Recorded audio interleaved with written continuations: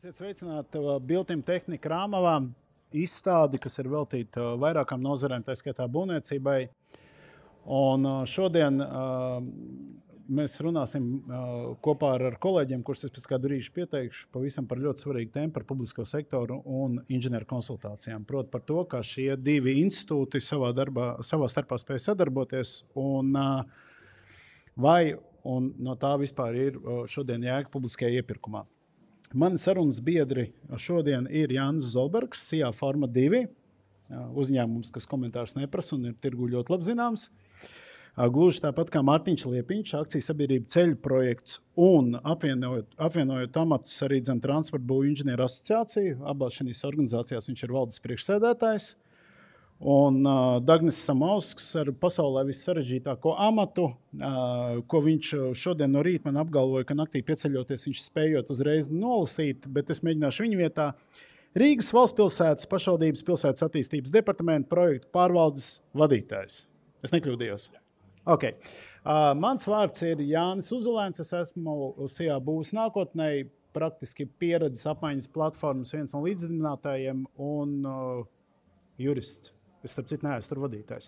Nu, lūk, tātad publiskais sektors un inženieru konsultācijas. Mēs runājam tādā hibrīda versijā.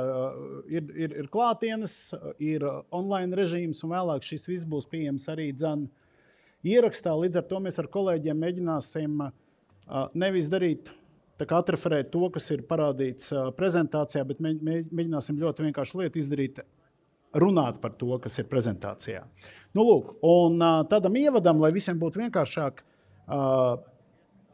tēze no manas topošās ilgstoši tādā offline režīmā disertācijas pārdomāt pārvaldītas būvniecības procesu, nodrošina efektīvu būvniecības procesā nepieciešamo resursu izmantošanu. Jāni, taisnība? Ir ieslēgts, jā.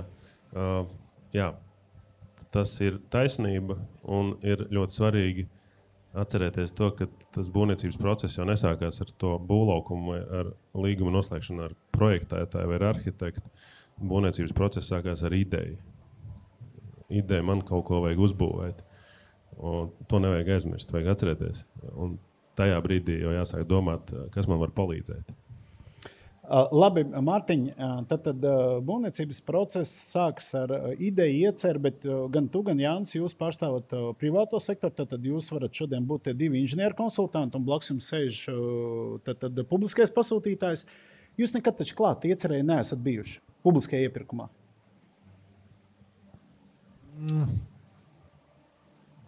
Ir sanācis būt arī klāt. Jā. Jāsaka tā, ja mums šodienas tēma arī inženieru konsultancijā, tad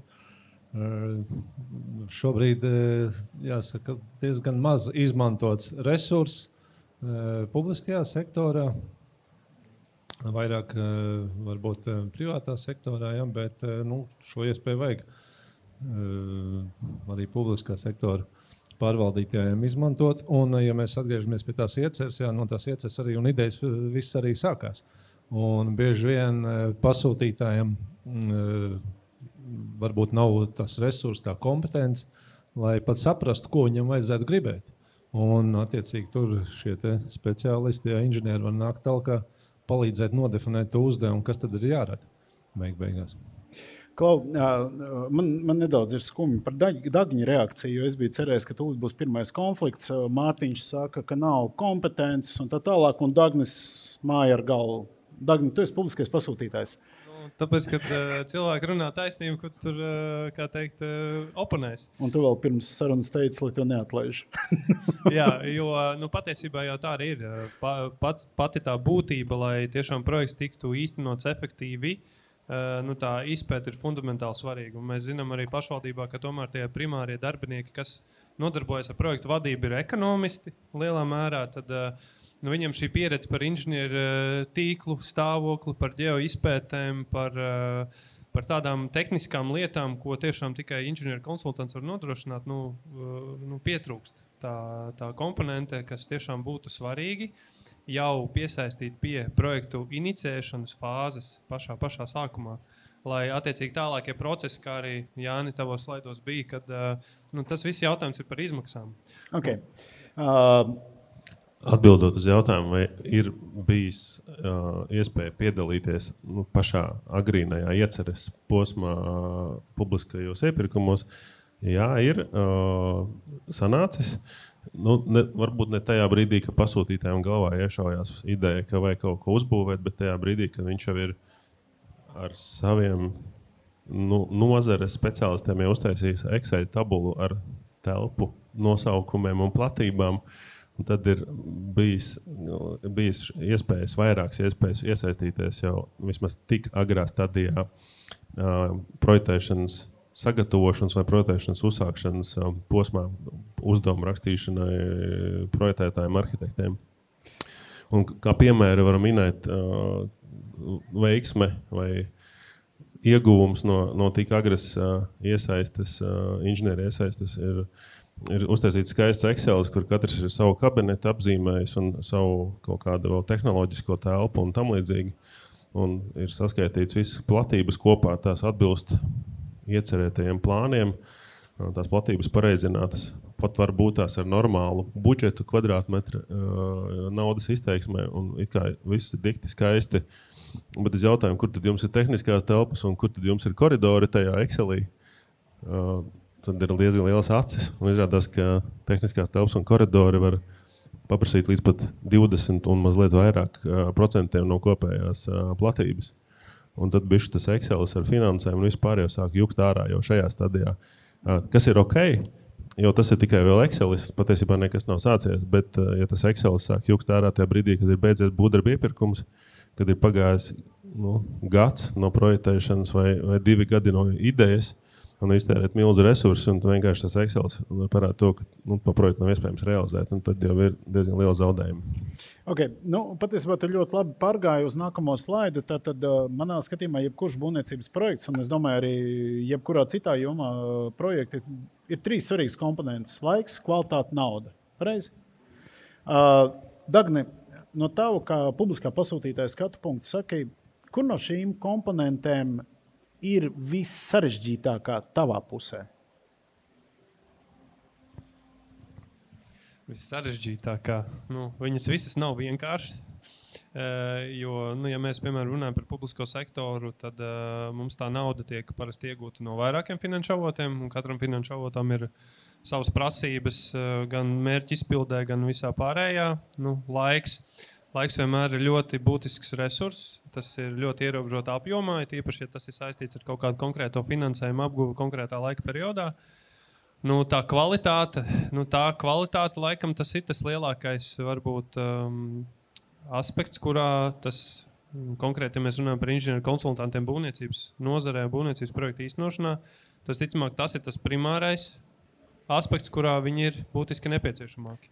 Okay, un Mārtiņ, Jāni, jūsu skatījums, bet nevis no inženieru konsultanta viedokļa, bet to, kā jūs redzat, kur ir sarežģītākā komponenta publiskajā sektorā, no jūsu skatu punktu. Mārtiņ?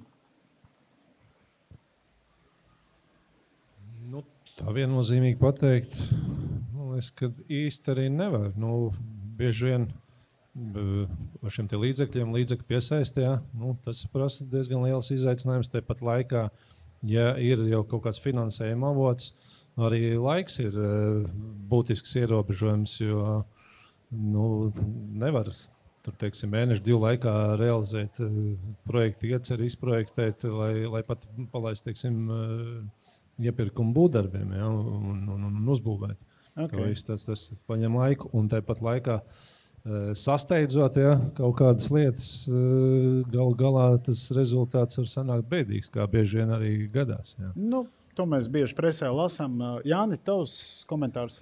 Jā, man pa publiskajiem ir bijusi pieredze tā, ka tas no šiem 3 resursiem visvairāk tiek izniekots laiks. Jo bieži vien ir projekti, kuros ir finansējumi, laika ierobežojumi vai citi ierobežojumi, un tad tas laiks tiek izniekots kaut kādu lēmumu pieņemšanā vai nepieņemšanā, kas nav tiešā veidā saistīta ar projektēšanu vai ar būvniecību, ar būvdarbiem, kas ir būtiskākie faktori. Un tad, iztērējot laiku nekvalitīvu lēmumu pieņemšanā beigās tiem būvdarbiem, tai grūtākajai daļai, tehnoloģiski grūtākajai un dārgākajai daļai paliek ļoti maz laika, un tajā laikā vairs neatliek laika kaut kādu kvalitatīvu lēmumu pieņemšanai.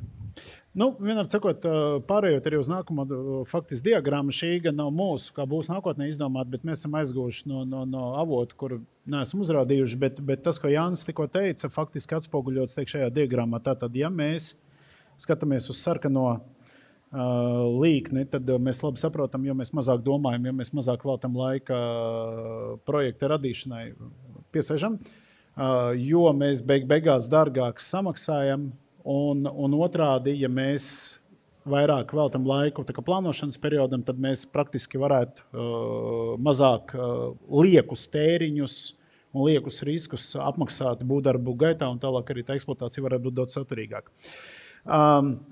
Dažas lietas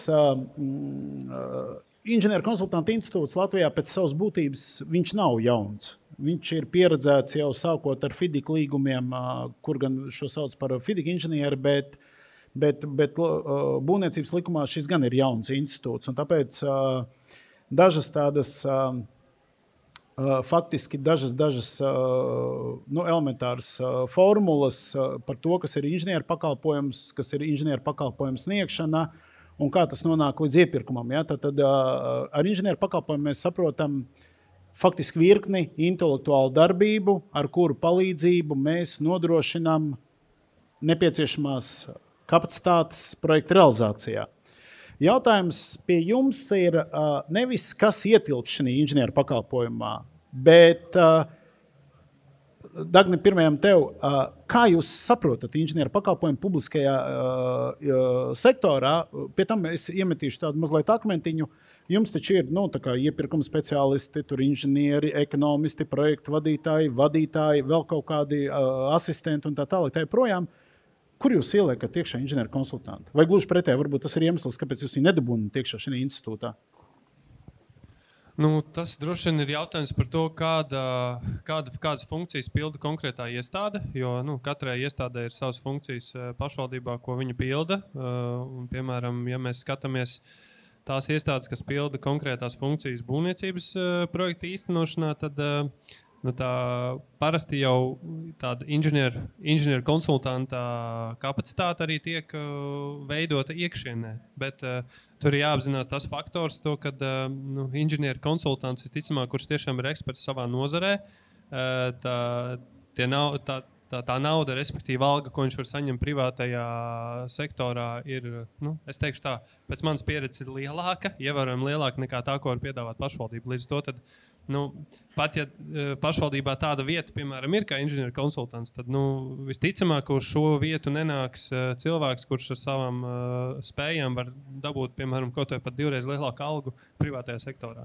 Labi. Tagad Jāni un Mārtiņ, tad pirmkārt, skaidra lieta, ka inženieru pakalpojums tas nav viena cilvēka orķestrs, pareizi? Jā, tur ir vesela komanda, jāsaka tā. Un, ja mēs skatāmies uz publisko pasūtītāju, kur šie pasūtītāji arī dažādi lielumi, tur lielāka pašvaldība, mazāka pašvaldība, tad noteikti nav mērķtiecīgi valsts vai pašvaldību iestādēji uzturēt veselu komandu. Kādu objektu realizācijai, it sevišķi tie objekti ar dažādu raksturu, tās var būt tur ēkas, ceļa inženieri būs, veselu virkni ar tiem speciālistiem. To būtu prātīgāk izmantot šo iespēju iepirkt inženieru konsultantu pakalpojumu tajā lietā, tajā sfērā, kad attiecīgajā brīdī vajadzīgi. Sevišķi kādām mazākām pašvaldībām varbūt viņas reizes 10 gadē tikai realizē kādu lielāku inženieru būvi. Labi, faktiski 2 lietas aizķer. Pirmā lieta, ko mēs varam iestarpināt pie šī konkrētā slaida, ir 2 veidi publiskie iepirkēji. Tie, kuru ikdiena ir saistīta ar būvniecības projektu realizāciju, piemēram, tie ir Latvijas valsts ceļi, pareizi? Jā, un ir tie, kuriem šī darbība ir sekundāra 3., 4. vietā, tikai tāpēc, ka viņiem pēkšņi kaut ko vajag. Pie tam šīs vajadzības mainās atkarībā no apstākļiem. Ja? Un Jāni, pie tevis būs jautājums. Dagnis tikko apstiprināja to manu tēzi sākotnējo, ka it kā viņiem pašiem ir šis resurss, ja? Bet un Dagnis arī ieskicēja tā problēma, ka šeit ir tāda pieredze. Mēs nerunājam par algu vēl kaut ko, mēs īstenībā runājam par šo cilvēku pieredzi. Jo skaidra lieta, ka teiksim, pašvaldība varētu būt labs starts karjeras veidošanai, bet tālāk tomēr tas privātais sektors savāc tos labākos darbiniekus. Un tad ir jautājums tāds, Jāni, vai tev nešķiet, ka inženieru pakalpojumu sniegšana, kvalitatīva inženieru pakalpojumu sniegšana publiskajiem pasūtītājiem kā reiz tieši tāpēc arī nestrādā tik efektīvi, kā gribētos, ka pašvaldība it kā pati mēģina demonstrēt, ka viņi tiks galā ar to visu. Kāds ir tavs viedoklis? Jā, piekrītu kolēģiem arī par to, ka speciālisti pieredzējuši grib saņemt atbilstošu atalgojumu, un jo pieredzējušāk speciālists, jo plašāks ir pieprasījums pēc tā speciālista, un mēs nerunājam tikai par pašvaldību vai par šo valsti. Jā, lielu projektu inženieru konsultantu vai inženieru konsultantu grupas dalībnieki, kas ir piedalījušies lielos projektos, viņi pieprasīt visā pasaulē. Attiecīgi, tas atalgojums ir tūt tam, ka neierobežoti liels, jo pasaulē ir daudzas valstis, kurām ir daudz lielāki resursi nekā Latvijā. Bet neskatoties uz to, privātie var nokomplektēt foršus un pieredzējušus speciālistus. Ir tas arī jāņem vērā, ka privātais inženieru pakalpojums sniedzējs, viņam ir pieredze sadarbībā ar daudziem ekspertiem. Viņš šos ekspertus var norotēt, aizvietot, piesaistīt kaut kādu ļoti specifisku ekspertu tajā brīdī, kad ir jāatrisina kaut kāds specifisks jautājums. Pašvaldībai nav parasti tādas kapacitātes pieņemt pilnu komandu darbā vai arī veiksmīgi zināt, kurā vietā atrast kaut kādu nišas ekspertu, kas var kaut kādu nelielu nišas jautājumu atrisināt. Labi, jā, un tagad es mēģināšu, man tā karjera ir veidojusies tā, ka es esmu gan privāto pusē, gan arī publisko iepirkēju pusē, un dažādas pieredzes ir strādājot kā juristam, bet ir viena lieta – iepirkums. Ja? Un tas, ko es esmu redzējis publisko pasūtītāju pusē, Dagni piedod, ja, kad ļoti bieži ir tā, mums vajag izremontēt baseinu. Un tad sākās šī tā, tagad Dagni, tu to darīsi, jā, es darīšu, es esmu projektu vadītājs, es tādu humoru nedaudz, jā. Un ko Dagnis dara? Dagnis zvana Jānim. Saka, Jāni, klausies, kas man īsti pie tā baseina ir? Es tikai peldējis baseinā. Kas man īsti būtu jāņem vērā, piemēram, pie inženieru izpētēm un tā tālāk un tā projām, jā? Un tādī pašā laikā, Dagni, tu pats arī saki, ka, lūk, manā pusē tātad it kā šie cilvēki ir, un it kā viņiem nevajadzētu zvanīt. Likums, protams, atļauj konsultēties un tā tālāk, bet sanāk tāda pretruna neliela, pareizi?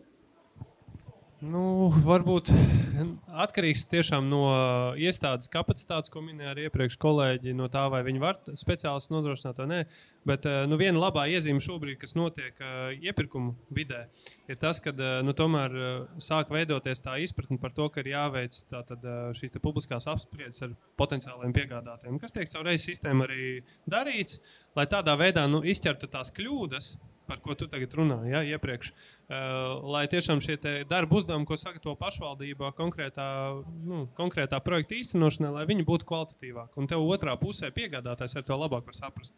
Labi, Mārtiņ, apspried ar piegādātājiem. Tavuprāt, tas ir kā atsevišķs process iepirkumā, jeb tomēr tas ir tikai vienīgi tāds tilts uz inženieru konsultāciju sniegšanu? Protams, ar domu, ka pašvaldības tomēr un vispār publiskie pasūtītāji ar laiku atteiksies no iekšējo komandu uzturēšanas un uzticēs to tirgu.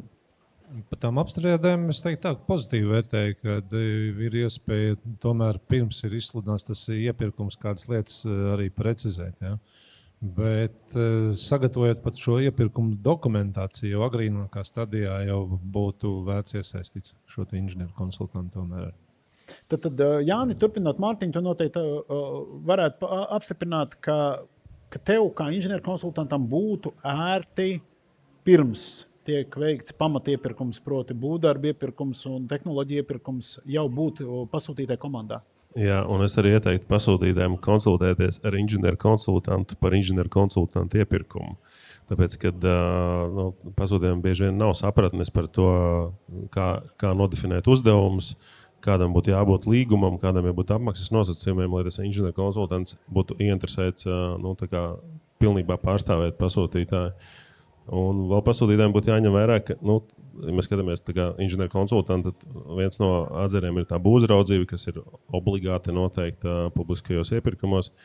Varbūt tās, ka jāmēģina uz to gan uz konsultantu, gan uz būvraugu skatīties nevis kā uz obligātu prasību, kurai tagad jātērē pašvaldības vai citu publiskā iepirkuma pasūtītāja nauda, bet tas ir vai no cilvēks, vai no cilvēka komanda, kura pārstāv pasūtītāja intereses. Ja? Tas ir pats galvenais, un tad ar to prizmu jāskatās, kā to nopirkt tā, lai tiešām tā pārstāvība būtu maksimāli efektīva.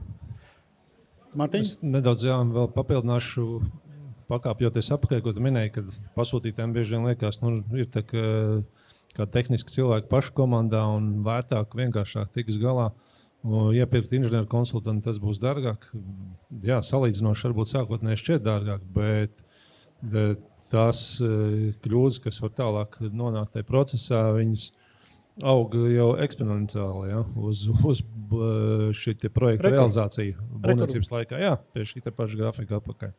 Tā kā labāk sākotnēji ieguldīties nedaudz vairāk, ja, piesaistot kompetentu inženieru komandu, nevis uzticot kādam vienam tehniskam speciālistam. Es noteikti negribu noniecināt šos tehniskos speciālistus, kas ir pasūtītāji komandā, bet viņš arī nevar būt cilvēks orķestris, ja, kas apzina un spēj apzināt šīs te visas lietas. Jā. Faktiski, tad rezumējot to, ko mēs līdz šim esam runājuši, mēs runājam par katru atsevišķu projektu, pat ja mēs būvējam vienu, gandrīz tipēdu bendārzu, viņš joprojām ir un paliek unikāls, jo katru reizi tā ir jauna vieta, kaut kādi blakus apstākļi tā tālāk tā joprojām, tad arī šādam projektam ir, zinām, unikalitāte. Ja? Jautājums ir, jums tāds atkal jau provokatīvs, vai nozare, proti privātais sektors un publiskais pasūtītājs vienādi saprot, kāds ir projekta mērķis? Jo ir taču mērķis. Mērķis ir realizēt konkrētu projektu, ne? Dagne, kā tu domā? Es domāju, ka tā ir fundamentāla lieta, ko manā ieskatā jau parasti visām pusēm būtu jāsaprot, kāds tas galvenais projekts. Mans jautājums bija, vai saprot? Viņš ir daudz provokatīvāks. Tas ir jāprasa, kā mērķi parasti definē publiskais pasūtītājs. Tā ir jāprasa tad no otras puses, kas ir šie pakalpojumu sniedzēji, vai viņi to saprot. Es viņu vietā nevaru atbildēt šajā brīdī. Nē, bet es runāju par tevi. Kā tu domā, vai publiskais sektors un privātais saprot projekta mērķi vienādi? Es domāju, savā būtībā jā. Varbūt ir interpretācijas kaut kādos apakšjautājumos, bet kopumā es teiktu, ka jā. Puiši? Ko es varētu papildināt, kad svarīgi atkal mēs nonākam apakaļ pie tā inženieru konsultanta un uzdevumu sastādīšanas, kad ir jau gan projektēšanai, gan tālāk būvniecībai sastādīts uzdevums vai specifikācijas, ja, kas nav interpretējams. Jo pretējā gadījumā, kad sākās interpretējamas lietas, ja, tad tā mērķa sasniegšana jau dažkārt ir apgrūtināta. Ja. Un Jāni, tās interpretējamās lietas, viņi taču šobrīd ir tajā publiskajā iepirkumā, tomēr rodas pie pasūtītāja, pareizi? Jā, ar lielo mērķi parasti nav problēmas. Ja pasūtītājs grib uzbūvēt bērndārzu vai uzbūvēt ielu, tas apmēram ir skaidrs, kam tur ir jābūt. Sākās ar kvantitatīvi izmērāmiem parametriem, tad no kā grib uzbūvēt, ko tur grib iekšā redzēt un dabūt un sajust un tam līdzīgi. Un ar tiem mērķiem izmērāmajiem gan ir grūtāk skaitļos izteiktiem un līdzīgi. Un tas nozīmē, ka mēs nonākam līdz elementāram terminam projekta dokumentācija. Un faktiski tas, ko tu, Jāni, teici, ka jo švakāka projekta dokumentācija, jo lielākas interpretācijas iespējas, jo tas nozīmē, ka šis projekts ir ar visticamāk kaut kādām lieliem riskiem. Ja? Un viena lieta, kur mēs, man liekas, varam redzēt, cik projekta dokumentācija ir kvalitatīva, ir iepirkums, ka tiek pasludināti pretendentu piedāvājumi. Ja? Un te man ir jāsaka, Jānim, šķiet Jānim ir viena, ne Jānim, bet Formai 2, ka uzņēmumam ir viena unikāla pieredze, kur tu stāstīji vienreiz, ka jūs esat organizējuši iepirkumu, kurš starp 1. un 6. vietu laikam bija 2 vai 3% starpība. Ja? Mums bija tāds. Mēs organizējam ne publiskos, mēs esam organizējuši publiskos, bet pavisam maz, bet privātos iepirkumus, kur mums varbūt ir brīvākas rokas, cik reiz mēs drīkstam uzdot jautājumus un norādīt kļūdām tā mēs pretendentiem. Bet jā, tā, mēs pabeidzam iepirkumus būvdarbos pēc projekta noauditēšanas, izvērtēšanas, arī mēs rakstam arī savas personīgās specifikācijas, prasības būvdarbiem, tad mums parasti sanāk, ka tā starpības starp ne pirmo sesto, bet pirmām 3 vietām parasti nav augstāk par 3%, kas faktiski nozīmē atšķirās tikai kompānijas vēlme nopelnīt. Kurš grib nopelnīt tur tik procentus vai tik procentus. Faktiski tā bāze jau faktiski ir vienāda. Savukārt publiskajos mēs redzam, ka tā izkliede ir būtiski lielāka. Dagni, kā jūs tiekat ar to? Mārtiņ, tu gribēji sacīt, lūdzu. Jā, šajos publiskajos iepirkumos mēs jau labi redzam, ka dažkārt 2, 3, pat 4 reizes starpības starp zemāko, augstāko cenu un pat arī nav tāds noteikts vidējais, kas varētu parādīt šo tendenci. Līdz ar to var saprast, ka tā specifikācija ir uzrakstīta ļoti interpretējama. Ja? Ļoti labi lieta, pateic Jānei. Man šķiet, ka jums ir pieredze, kur jūs tieši par inženieru konsultāciju pakalpojumu sniegšanu esat bijuši 4 reizes dārgāk nekā uzvarētājs. Pavisam nesen tikko bija viena būvprojekta ekspertīzes atvēršana publiskajos iepirkumus.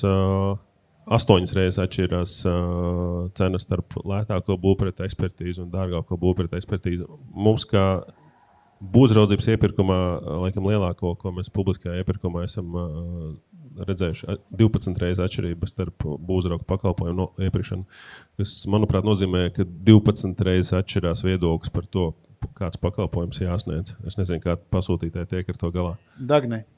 Kas tā ir? Tā ir jūsu problēma, jeb nozara ir nekvalitatīva?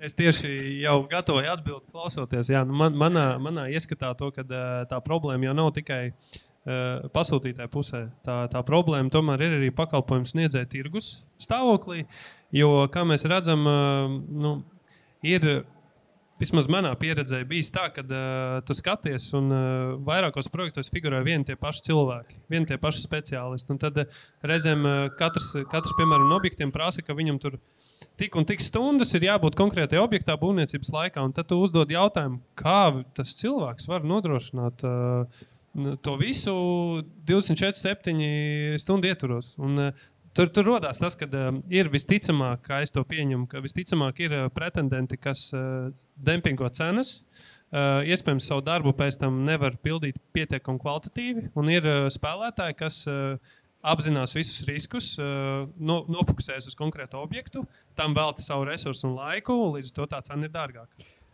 Ja drīkst, es papildināšu, tad ir tirgu ir daudz dažādu spēlētāju, bet es domāju, ka visu nosaka pasūtītājs. Ja pasūtītājs pieļauj to, ka viens speciālists ir uz pilnu slodzi 4 objektos, tad tas arī notiek, jo privātajos iepirkumos nav tik lielas atšķirības starp faktiski tām pašām kompānijām, kas piedalās privātajos iepirkumos būvniecībā vai inženieru konsultantu pakalpojumu sniegšanā. Tur 20%, maksimums 30% atšķirās cena, tas, ka jau ir kaut kas precīzāk nodefinēts, un tas pakalpojums sniedzējs jau saprot, ka tur nebūs joki, ka tas privātais pasūtītājs skaita naudu un skatās to pakalpojumu. Tad, man liekas, ka problēma tāda, ka pasūtītājs vai pasūtītāja projektu vadītājs nespēja novērtēt pakalpojumu kvalitatīvos rādītājus, kurus sniedz būvniecības un inženieris, un varbūt arī baidās kaut ko iebilst, jo baidās no sekām. Dagnē? Ir, varbūt ne jau detaļās, bet ir tie instrumenti, kādā veidā pat tas pasūtītājs spēj šo izkontrolēt, ir diezgan ierobežoti.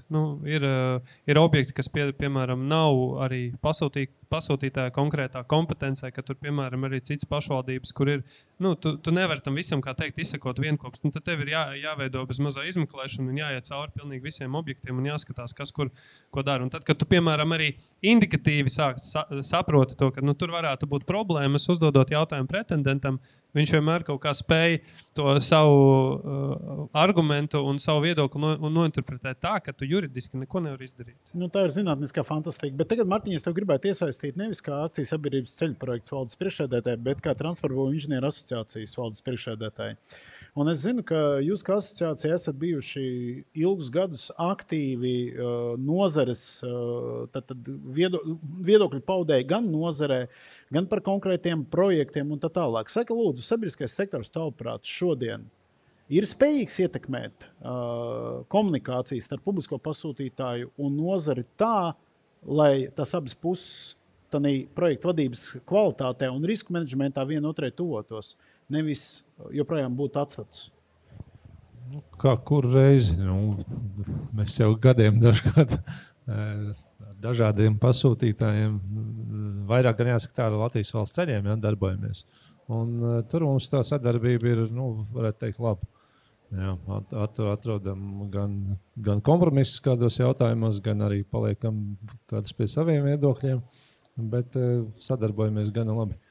Labi, bet jūs arī bijāt viena no tām asociācijām, kur iestājās par tā inženieru konsultanta institūta izveidi. Ja? Tad arī publiski piedalījāties sarunās.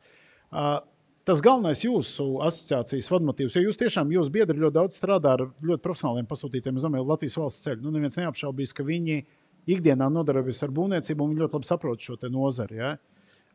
Bet jūsu vadmotīvs, kāpēc jūs atbalstījāt šo ideju par inženieru konsultanta institūtu iekļaušanu būvniecības likumā un nozarē kopumā? Mēs redzam, ka pašvaldībās maz tiek izmantots, ļoti maz jāsaka tā, šis inženieru konsultants kā instruments. Jā.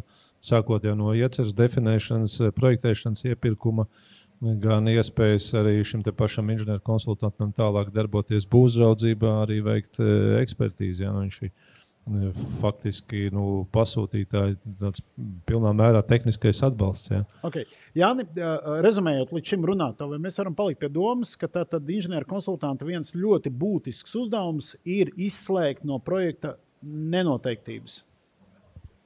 Jā, un sākot ar pasūtītāju nenoteiktībām, tad tālāk projektēšanas nenoteiktības vai izpēšu nenoteiktības. Tad nenoteiktības ļoti daudz, jā, un inženieru konsultants ar savu komandu var izslēgt lielāko daļu.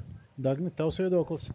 Kā jau es teicu pašā sākumā, viennozīmīgi šāda veida inženieru konsultantu piesaiste jau projekta sākumā ir, es domāju, veiksmes atslēga.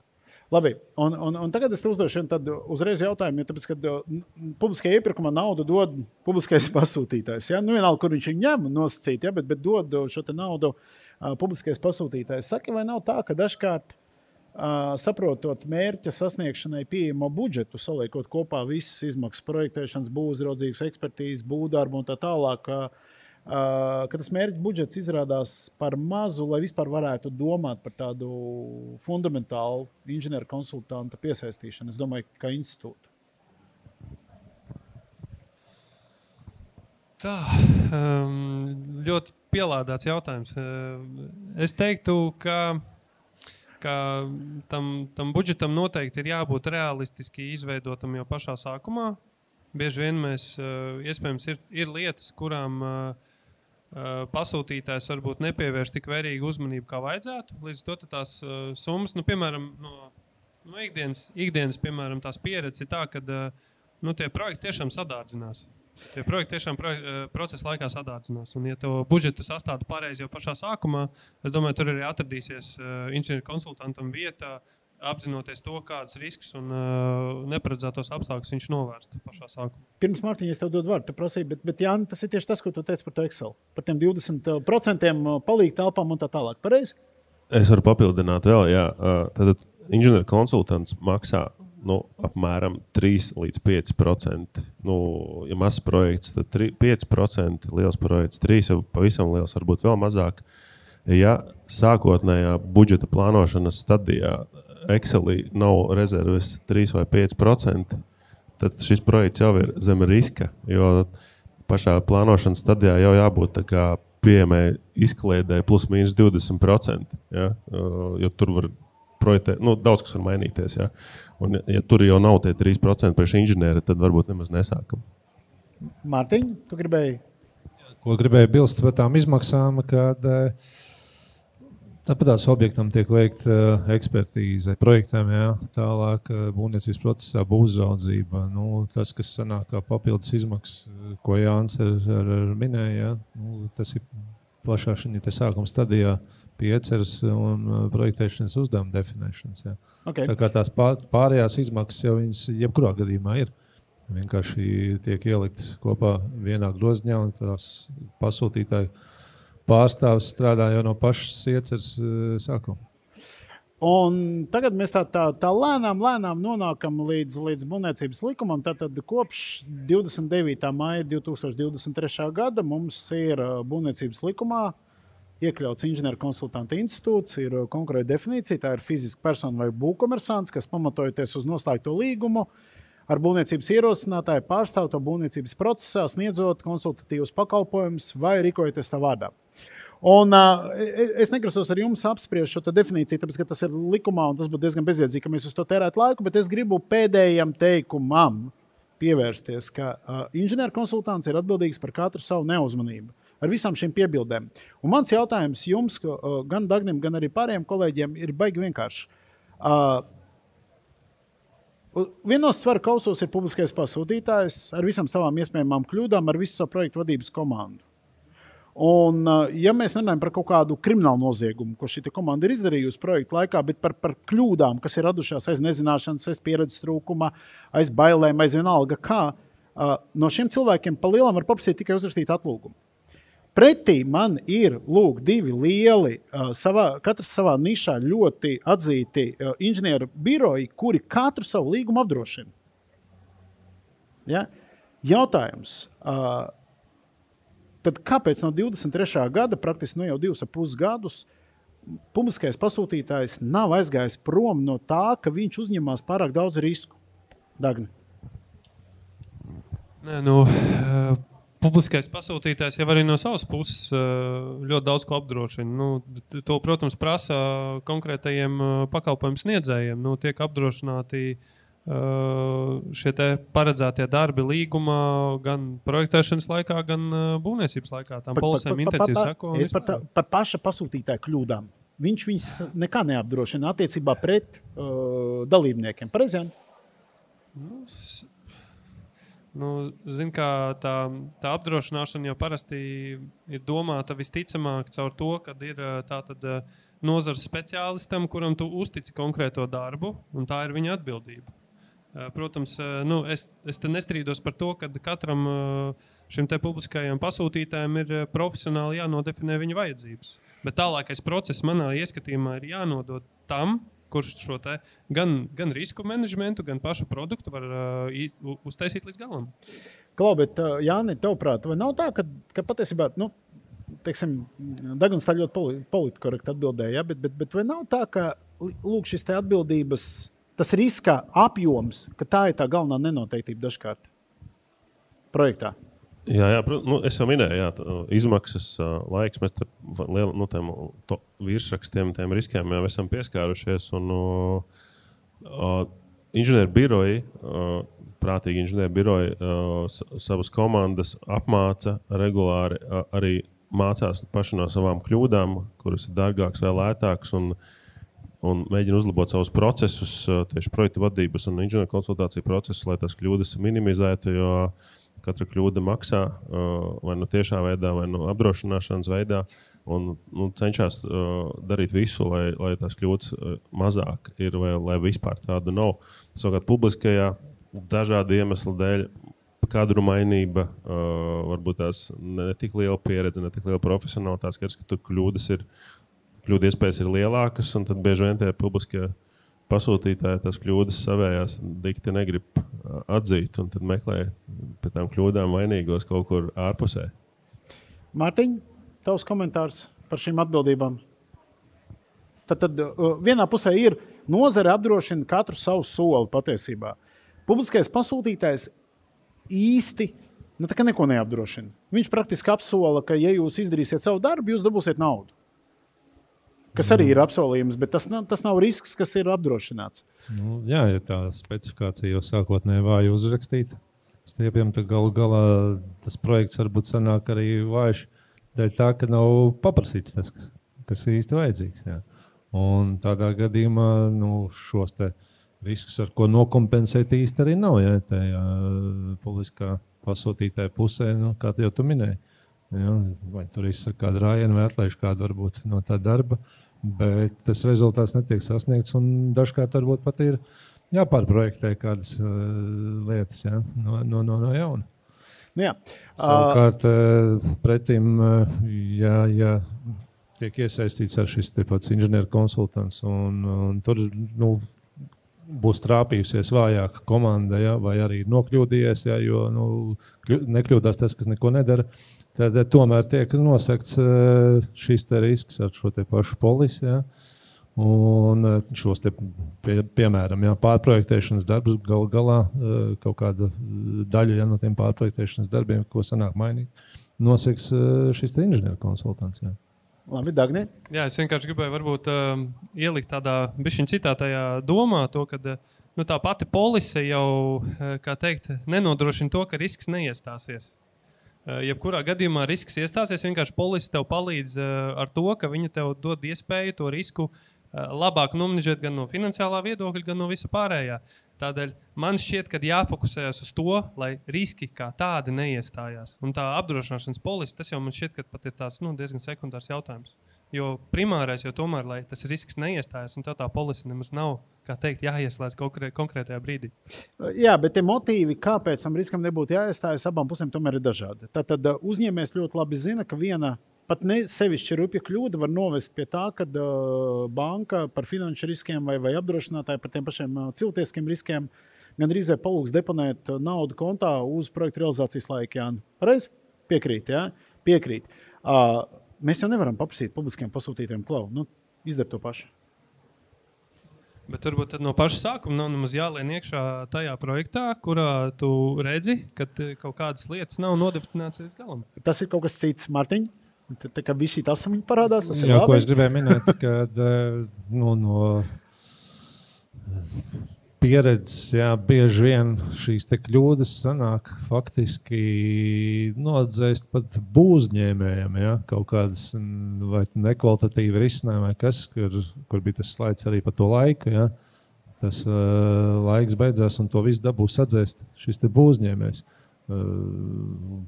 Pārprojektējot vēl kaut kādas risinājumus, kas nav bijuši sākotnēji paredzēti. Jā, un tad mēs sākam diskusiju par to, ka lūk, ir Eiropas nauda, viņai ir zinām kontroli, zināmi deadline, tad attiecīgi mēs vispirms izcīnāmies, mums ir arī pieredze tomēr, ka mēs izcīnāmies savā starpā par šīm atbildībām, kurš par ko mēģinās atbildēt, un tad, kad mēs saprotam, ka ir izveidojusies kaut kāda tā katras puses, jau tāds fundamentāls viedoklis, un tad mēs sākam meklēt risinājumu. Ja, un man šķiet, ka uzņēmējs tomēr šī brīdī ir nedaudz riskantākā pozīcijā, jo viņš tomēr labi saprot, ka aizejot par tālu strīdā, pat ja viņam ir eventuāli taisnība, viņš var nākošajos projektos daudz vairāk zaudēt nekā publiskais pasūtītājs. Dagni, un tad noslēdzot šo tēmu. Jā, ja tu pieskāries, piemēram, tādiem jautājumiem, kad notiek jau strīds starp abām pusēm, tad jāsaprot to, ka publiskais sektors pārstāv jau ne tikai sevi, viņš pārstāv nodokļu maksātāju naudu. Un, tas ir, kā teikt, mans pienākums pārstāvēt nodokļu maksātāju intereses. Pat ja tas ir radikāli pretējs pret būvnieku un teorijā no malas kā cilvēks, tu piekristi tam, kad ir kaut kāds vidusceļš. Tu vienmēr ej to, kā teikt, variantu, kā jebkurā darījumā, kad tu pārstāv savas intereses vairāk nekā pārstāv otras puses intereses. Protams. Tas ir normāli. Jāni, tu gribēji ko piekomentēt? Nē, nebūs ko piekomentēt. Es sapratu. Labi, ejam tālāk. Tātad nedaudz vairāk par inženieru konsultantu. Ir tēze, ka inženieru konsultantam ir jāpieņem pārdomāt objektīvi normatīviem pasūtītāju vajadzībām atbilstoši lēmumu. Ja? Es domāju, ka jūs piekrītat šai tēzei, ka viņi ir pilnīgi pareizi. Ja? Un šodien, paņemsim tādu elementāru situāciju, rīt no rīta visi publiskie pasūtītāji, kuri ikdienā nebūvē, pēkšņi saka, ok, mums ir tagad jātaupa budžeta nauda, mēs no kaut kādiem 60% darbinieku, kas ir iesaistīti projektu tiešā vai pastarpinātā veidā, atsakamies no 60% darbinieku, Jāni Mārtiņ, cik no šiem 60% jūs paņemat pie sevis darbā? Es zinu, ka es uzdodu ļoti skarbi jautājumu. Bet mēs sākumā sarunājam, ka pie publiskā pasūtītāja ļoti bieži cilvēki mācās tikai strādāt. Cik jūs paņemat no šiem 60% darbā pie sevis? Tas daudz faktoru atkarīgs. Ja ir daudz faktoru, tas nozīmē, ka zemes procents. Es pat neteiktu tā, ka tas saistībā ar šiem darbiniekiem es vairāk tā skatoties konkrēto ekonomisko situāciju. Ja, jo mēs ļoti labi redzam, mēs ļoti vilnveidīgi šie pasūtījumi tad pat pusgadu laikā mainās. Ja, pēkšņi, iepriekšējos gados redzam, pēkšņi parādās kaut kādas naudas, kas ir konkrētajā gadā jāapgūst. Ja. Tad varētu štatu palielināt pat 30%. Ja. Un tāpat laikā pēc gada nevar īsti saprast, ja, kā šos kolēģus nodarbināt. Ja. Labi, bet akcents jautājumā ir pārdomāti, objektīvi, normatīviem un pasūtītāju vajadzībām atbilstoši lēmumi. Tad šoreiz ne par to, cik kāds ir pasūtījuma viļņveidīgums, bet Jāni? Labs jautājums. Ja nekas nemainās, inženieru konsultantu pērk pārsvarā privātie un turpina nepirkt publiskie pasūtītāji, tad tas procents nav lielāks par 10%. Jo es ticu, ka apmēram 10% varētu būt noderīgi jebkurā projektā, kuru inženieru konsultants ir nepieciešams. Savukārt, ja inženieru konsultanta pakalpojumu sāk masveidā pirkt publiskajos iepirkumos, un tā skaitā ieliek pienākumu pārvaldīt publisko iepirkumu likumu, pārvaldīt specifiskus finanšu instrumentus un to vadību, kur es ticu, ka publiskā sektorā strādājušiem cilvēkiem ir lielāka pieredze nekā privātajā, tad tas procents būtiski pieaugst. Jo skaidrs, ka komandā ir vajadzīgs cilvēks, kas saprot pasūtītāja sāpi un vajadzību attiecībā par finansējumu vadību, ko dara, kā uz to visu skatās projektu finansējumu uzraugošās institūcijas un viss tāds nianses, kuras privātais uzņēmējs vai privātā sektorā strādājuši inženieris nezina un nepārvalda. Okay. Jā, Dagne? Jā, es labprāt papildinātu to, ka tas arī ir otrā pusē tieši tas pats, kad ir lietas, ko pasūtītājs tiešām objektīvi iemeslu dēļ nezina. Piemēram, tāpat laikā viņš kā ekonomists, projektu vadītājs ekonomists iet cauri, piemēram, viņam ir jāoptimizē izmaksas, tur, piemēram, pa 5-10%. Viņš iet cauri Excel tabulē, kur ir aprakstīti darba daudzums. Ja? Tas ceļa rakšana, tur uzbēruma veidošana un tā tālāk. Un viņš iet cauri, un viņam bieži vien iespējams, es pieņemu domu, kur tās kļūdas var rasties, ir tas, kad viņš iet cauri tam Excelim un bieži vien kā ekonomists nesaprot to kādā veidā savstarpēji saistās katru no aktivitātēm. Tur, piemēram, ir nogāzes stiprināšana ar laukakmeņiem, 200,000. Kas tā pa, uzbaram vienkārši smiltis tā vietā. Ja? Un tad attiecīgi, viņam ir nepieciešams no malas, kad ir tas inženieris, kurš tev konkrēti pasaka, klausies, ja tu to izdarīsi, tad būs tāds un tāds sekas. Tieši tas, ka šajā slaidā viņam ir nepieciešams speciālists, kas sniedz padomu vai palīdzību. Pareizi? Un man šķiet, ka šobrīd tā publiskais sektors ir tādā situācijā, ka pat ņemot vērā visas publiskā iepirkuma likuma piedāvātās iespējas, tad apsprieda pirms iepirkuma izsludināšanas, jautājumu atbilžu klubiņš iepirkuma laikā un tā tālāk. Tā joprojām ļoti bieži mēs pie patiesajiem jautājumiem nonākam tieši projekta realizācijas laikā. Pareizi? Lūk, un tādā brīdī man šķiet, ka mēs sākam viens no otra baidīties, jo tātad būvnieks pie manis atnāk kā publiskā pasūtītāja, saka, es gribu tā, es gribu šito, pretī ir kaut kāds cits viedoklis, un nav šī objektīvā padoma devēja vairāk. Jūs piekrītat šādai tēzē? Jā, kā lai saka, ja būvraudzība attiek nosacīt formāli iepirkt, ja, kas jau te tika pieminēts, ja, ka nevar īsti saprast, pa kuru laiku tad šis speciālists objektā ir un vai viņš vispār ir. Ja. Tad nekāds padoms arī īsti noteikti nesanāks. Ja. Tāpat laikā vajadzētu būt tā, ka tomēr šis būvniecības ir tas, kā saka, šķīrē tiesnesis, kas var pateikt arī, kad piedāvājums ar kādu nāk būvniecējs, ja varbūt kādu citu tehnoloģiju, ja, kad tas ir racionāls un tur ir iegūms abām pusēm. Ja. Pasūtītājs varēs lētāk iepirkt, būvniecējs nedaudz vairāk nopelnīt. Ja.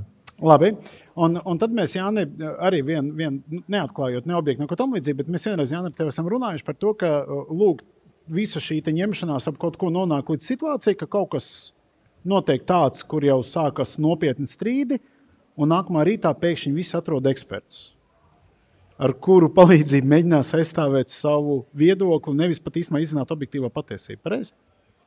Jā, protams, un tad, kad jau tiek piesaistīti eksperti, tad sākās dārgi strīdi un dārga situācijas risināšana. Tad rezumējot, vai mēs varētu šodien, teiksim, no tāda privāto sektora, un es nevaru neko daudz ieteikt, tāpēc, ka es abas puses pārstāvu, bet jūs tomēr esat uzņēmēji, gan Mārtiņš, gan Jānis, ja? Vai jūs varētu ieteikt Dagnim, Klau, ķeramies klāt un turpmāk aktīvāk iepērkam inženieru konsultantus, kuri var dot šos padomus, palīdzību, kas ir reāli nepieciešama projektā, vēl ieceras stadijā? Jā, noteikti, un droši vien, kad arī, kā es minēju jau sākumā, kad arī to konsultantu ir jāmāk iepirkt, jāmāk pareizi uzrakstīt uzdevumus. Un Latvijā ir labi piemēri, arī publiskajā sektorā ir cilvēki centušies, ir labi sanācis. Man liekas, arī tas pakalpojums beigās ir ok, un viņi ir priecīgi, kad ir tas konsultants. Bet ir arī jāiemācās un jāmāk nopirkt to konsultantu, lai nesanāk tas bēdīgais konsultants, kurš strādā pilnā slodzē 4 projektos. Mārtiņ, sabiedriskais sektors ir bieži saskāries ar to, ka publiskie pasūtītāji lūdz palīdzību tieši inženieru konsultanta izvēles kritēriju izstrādē un palīdzēšanā novadīt šo procesu? Nav daudz bijis līdz šim, jā. Kāpēc domāt, tas tā nav bijis nekad? Grūti pateikt, kā jau minēju, ja, šobrīd jau ir pāris gadi, ja, kā šādi instrumenti varētu pielietot, ja, bet ir maz un pasīvi diezgan. Labi. Konsultācija ir pamatota un viņa nekavē projektu īstenošanu. Tātad, Dagni, kā tev šķiet, kā tu varētu salīdzināt, ka tev ir izvēle vai nu strādāt ar savu iekšējo komandu, vai tomēr noalgot inženieru konsultantu? Kas būs tas kritērijs, kas tev ļaus pierādīt, ka no malas piesaistītais inženieru konsultants nekavēs projektu īstenošanu, bet gluži pretēji veicinās? Es domāju, mēs varam atgriezties to, ko, ja nemaldos, Mārtiņš jau sākumā teica, ka tas ir atkarīgs no tā, cik liels apjoms ir konkrētajā, piemēram, departamentā. Ja viņam ir liels apjoms ar, piemēram, tipveida projektiem, kur viņi veic ceļu uzturēšanas, ceļu labošanas darbus, teorijā viņi var arī veidot tādu inženieru konsultantu biroju organizāciju sev iekšienē un stiprināt šo te kompetenci. Bet, ja tie tiešām ir cikliski projekti, kuri parādās reiz tur gadā, reiz 2 gados, tad es domāju, visefektīvāk to ir nopirkt no āras.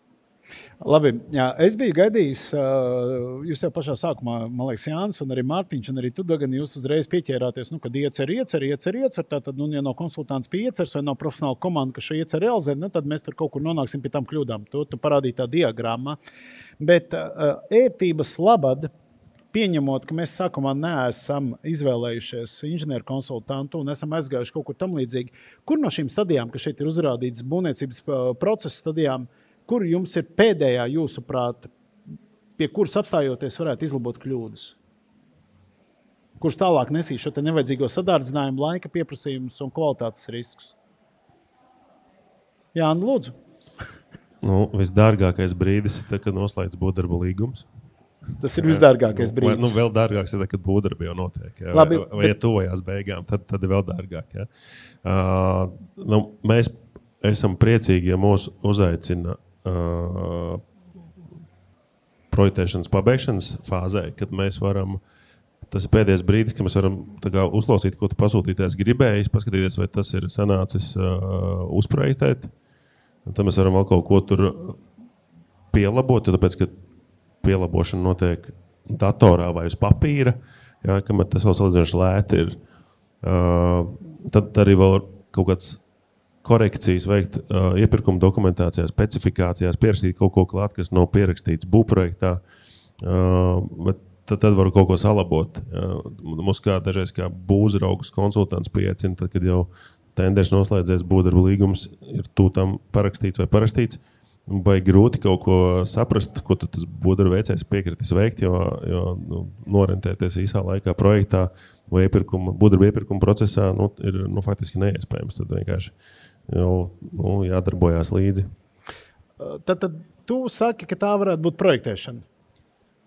Ideāli ir pirms projektēšanas uzdevuma sagatavošanas. Tas ir ideālais modelis. Bet vēlākais, optimālais būtu pabeidzot, tad, kad projektēšana tojās pabeigšanai. Tad, kad vēl var pārbaudīt, vai ir uzprojektēts tas, kas vajadzīgs pasūtītājiem, un vai tas atbilst arī normatīviem un visam pārējiem. Mārtiņ? Papildinot Jāni, šeit projektēšanas beigas stadijā kā eksperts, kad vēl var atgriezt risinājums atpakaļ projektētājiem, lai izlabotu un novērst šīs kļūdas, tad tur vēl sanāk lētāks variants. Bet ko es vēl gribēju nedaudz soli atpakaļ, kad šīs speciālistu komandas pie pasūtītāja, tas nebūtu pareizais virziens, kur ejams, kad valsts pašvaldība, kapitāla sabiedrības veidot šīs komandas, kas arī šobrīd daudz kur notiek, teiksim. Latvijas valsts meža veido savu mērnieku brigādes, ģeologus, un pavisam elementāri, tur, ir kāds šīs komandas vadītājs, kurš saka, ne, mums vajag to resursu. Tas resurs jau faktiski tiek no valsts tā budžetā ielikts iekšā un netiek tā izvērtēts. Tur konkurence īsti nekāda vispār nenotiek. Ja? Tas nav virziens, kur ejams ir publiskam sektoram. Ja? Tās ir lietas, kas būtu tā kā iepērkams. Tas, ka kādu tehnisko speciālistu vai kas orientējās tais lietās, ja? Par to šaubu nav, bet tās komandas nebūtu tur veidojams. Tātad pirms es dodu Dagnim vārdu, tas, ko tu mēģināji pateikt, ka valstī vajadzētu atteikties no inženieru konsultāciju pakalpojumu sniegšanas pašai sev. Jā. Precīzi. Dagni, tagad vārds tev. Jā, tagad droši vien par to iepriekšējo tēmu, kas bija saistībā ar tiem procesiem, kuros tas inženieru konsultants būtu primāri nepieciešams manā ieskatā, tad ejot cauri visiem 7 posmiem, tad 0. fāzē es domāju, ka inženieru konsultants nav būtiski vajadzīgs, jo tajā brīdī principā pasūtītājs definē vīziju, definē to, kurā virzienā viņš ies, kāds projekts būs, kas viņa primārās vajadzības, ko viņš grib panākt. Ar pirmo fāzi jau es domāju, ka tiešām tāds inženieru konsultants ir būtiski vajadzīgs, jo viņš tev tad palīdz saprast to, kādi tev riski potenciāli ir, vai, piemēram, tur jāveic ģeoloģiskā izpēte un vēl dažāds izpētes, kas tev palīdz saprast to konkrētu objektu, kurā tu, piemēram, vēlies kaut ko jaunu būvēt. Projektēšanas fāzē viennozīmīgi tam ir jābūt. Tajā brīdī tu vēl vari arī izķert tehniskās kļūdas, kas pēc tam vairs nav, kā teikt, jau redzams ieviešanas fāzē. Un iepirkums man šķiet no racionālā viedokļa, tas vēl ir tas pēdējais brīdis, kad pasūtītājs var pieņemt racionālus lēmumus un kaut vai pārtraukt iepirkumu, izmainīt būvprojekta risinājumus, tad tas vienmēr ir iespējams. Un sludināt, piemēram, iepirkumu atkārtot. Līdz ko mēs aizējam uz būvdarbiem, es piekritīšu kolēģiem, ka tas uzreiz ir daudz dārgāk, daudz nepatīkamāk visām pusēm un tiešām rodas šie strīdi. Un nevajadzīgas lietas, ko varēja reāli novērst jau tajos pirmajos posmos. Jo bieži vien arī iepirkumā ir tā, ka ir kompetenti pretendenti, kas vēlas startēt konkrētajā iepirkumā, viņi caur jautājumu šo sesiju bieži vien norāda tās kļūdas iespējamās, kurās pasūtītājiem bija jāņem vairāk vērā šīs lietas un jāpēt vairāk. Saka, lūdzu, tu teici pārtraukt iepirkumu. Kolēģi, vai jums nešķiet, ka tad, ja mēs pārtraucam iepirkumu, tas mēs zinām, mēr atzīstam, ka mēs esam neizdarījuši darbu līdz galam? Es personīgi piekrītu, un iespējams, ka tas arī ir tas varbūt grūtākais aspekts. Es domāju, pat visām pusēm vienmēr, visā būvniecības procesā grūtākais aspekts ir atzīt to, kad ir pieļaut kļūdu. Bet te es gribu atgriezties vēlreiz pie tām polisēm, pie tā riska apdrošināšanas, Jāni. Pārtraukt iepirkumu, tas nozīmē, ka kādam vairākiem cilvēkiem ir maksājis algu, ir maksājis nodokļus, ir uzturējis darbvietu, ir drausmīgi daudz resursu patērējis, cerēdams, ka iepirkums izies sekmīgi, būvdarbi izies sekmīgi. Un tad mēs pārtraucam iepirkumu. Un kādu brīdi atpakaļ mēs kur nu ir pārdomāti objektīvi normatīviem pasūtītāju vajadzībām atbilstoši lēmumu. Ja šis viss tiek izdarīts, tad mēs iepirkumu diez vai pārtraucam, pareizi? Ja vien nav ekstra apstākļi. Jā, tieši tā. Un, iepirkums pārtrauc nozīmē, ka līdz tam ir iztērēti daudz dažādi resursi, palielam izniekoti. Jo pārtrauc iepirkums nozīmē stop, mums jāiet kaut kādu soļu atpakaļ. Dagne? Jā, bet viennozīmīgi tie soļi atpakaļ būs krietni lētāki, piekritīsiet, nekā tajā brīdī, kad to soļus atpakaļ jau būvniecības procesā. Mārtiņ? Jā, piekrīt. Labi, tagad es mēģināšu teikt dažas tēzes. Es mēģināšu tā pavisam īsi, vai jūs piekrītat vai nepiekrītat, bez pārāk garas argumentācijas. Labi? Tātad šajā slaidā es esmu inženieru konsultantu nosaucis par vienas pieturas aģentūru. Mēs varam piekrist, ka zināmā mērā tā ir vienas pieturas aģentūra. Mārtiņ? Jā, tas ir komanda, kas darbojas ar konkrēto projektu, ja, un šīm tehniskām, administratīvām, pat laikā arī finansiālām lietām. Jā. Dagne piekrīti, ka tā varētu būt, ka tas var tā skanēt vienas pieturas aģentūra. Droši vien, kad jā, bet jāapzinās to, ka jebkurā, ja tas ir publiskais sektors, kas iepērk konkrēto pakalpojumu un īsteno konkrēto projektu, to, kad viņi tomēr ir tā savu pietura arī. Viņiem veidojās arī viņu iekšējā pietura. Tad tagad tiešām ar jā vai nē. Samazināts administratīvais sloks. Inženieru konsultantu komanda, kas ir nolūgta pie publiskā pasūtītāja, viņa spēja palīdzēt samazināt administratīvo slogu pasūtītāju pusē. Jāni? Man šķiet, ka jā, bet es nekad neesmu bijis tajā pusē, kur tas administratīvais sloks ir. Līdz ar to mana atbilde var būt arī neobjektīva. Tu centies būt korekts. Dagne? Es teiktu, ka droši vien, ka jā. Visticamāk jā, nekā nē. Super. Mārtiņ, tavs viedoklis? Jā, un ko papildināt, kad tās pilnvaras būtu jāsaprot, kā tiek nodalīts šim inženieru konsultantam, ka viņš ar šo galvenā var pieņemt. Tā ir nākamā tēze. Uz Fidiku vairāk pusi. Tā ir tā nākamā tēze, ka tātad inženieru konsultants var un viņam būtu jāpalīdz izveidot centralizētu informācijas sistēmu, kurā ir ērta organizēta dokumentācijas, aprita lietvedība un vispārējais. Piekrītat? Visi trīs piekrītat? Super.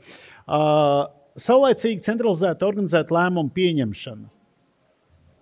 Jā, un arī par to pašu, kuram ir šis pilnvars noteikti to galvāru. Jāni, tavs viedoklis? Jā. Dagni, tu piekrīti kratot galvu. Es saprotu, ka tu tā kā māji piekrītoši. Tur ir jāsaprot par tiem lēmumiem, kāda tipa un veida lēmumi tie ir. Ja tie ir runa par Eiropas projektiem un finansējumu, tad es domāju, tur mazliet savādāk varētu būt. Okay.